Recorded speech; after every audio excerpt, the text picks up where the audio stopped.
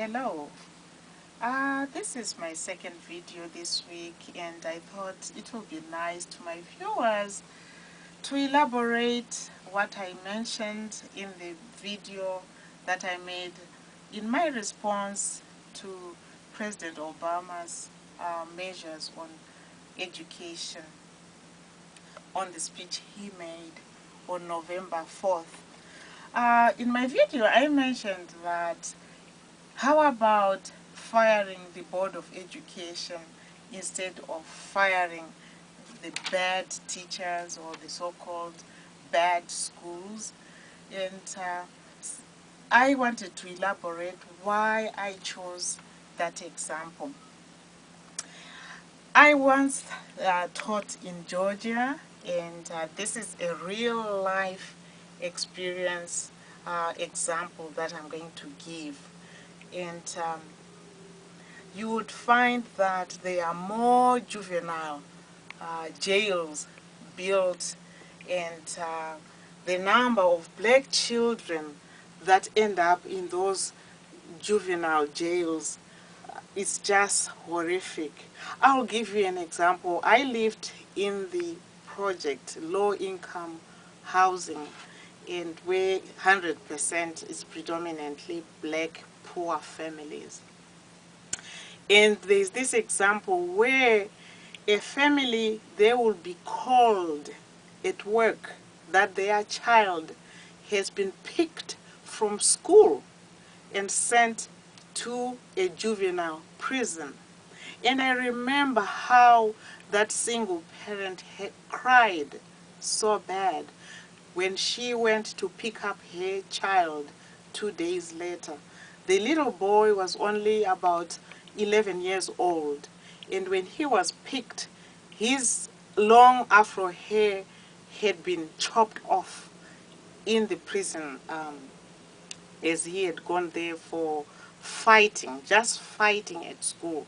And that's why I said, if a school environment is hostile, children end up fighting. But you'll find there are some states that allow the police cops to pick up a child from school premises to prison.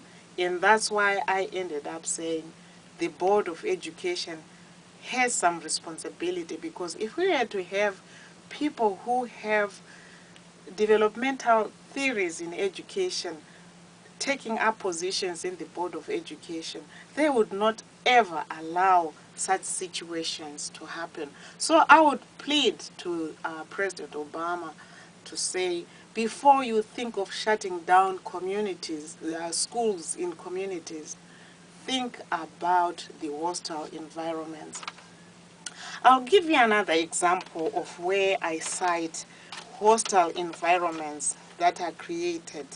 You'll find in some educational institutions, there is institutionalized racism going on.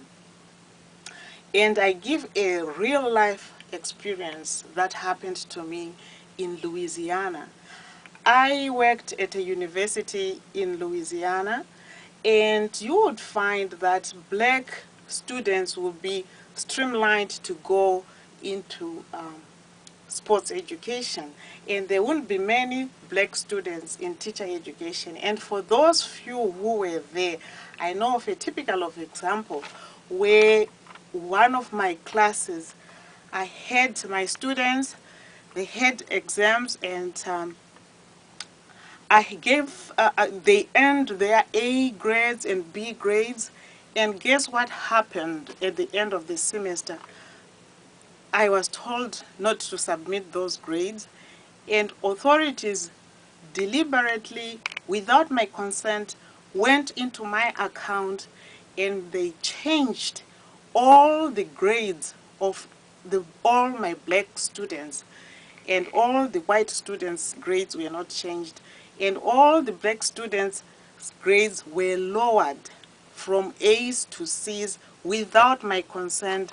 And you might wonder why we have so many few black student teachers or black teachers in schools, because that is what I call institutionalized racism. And when I tried to voice, the next thing that happened, my work permit was not processed, and the next thing I was told I had to be deported back to Africa. And as you know, with wiretapping, any other employer you try to get to, you are blackmailed, and it's deliberate conspiracy to say she has to go back to Africa just because you are voicing against the institutionalized racism that is going on. And up to this date, I feel very bad about those students whose grades were deliberately lowered, and from an A, to D's or to C's, just because based on race. So we have to be very careful when we hear that they are bad teachers, and that's why I end up saying there are some elements of institutionalized racism going on, and especially with all the hostile environment that is created. And I also have examples of discriminatory practices that are being practiced, and which I call hostile environments in education system. For instance, you'll find when you have a situation where you are from Africa and you are denied a work permit, you are denied an H-1B visa, and not based on anything but because of your race, and you are constantly being victimized and told you have to be deported, you have to go back, just because there is institutionalized racism, and you can be targeted, and the employer in the educational system can decide, to give HB1 visa for people from North Korea or Bangladesh, and if you are from Africa and you happen to voice and mention that why are we having black students not training a lot in teacher education, then you become a victim. And so those are some of the examples of hostile environments that I was talking about. In another hostile environment that I would also want to put into perspective, that I saw with my own eyes, is whereby we are having so many big numbers of black children being streamlined to get into special education. And when we call special education, this is it has become a cliche. And if you were to interview, I interviewed children, they don't want to be called special education because it's like you are mentally, not okay.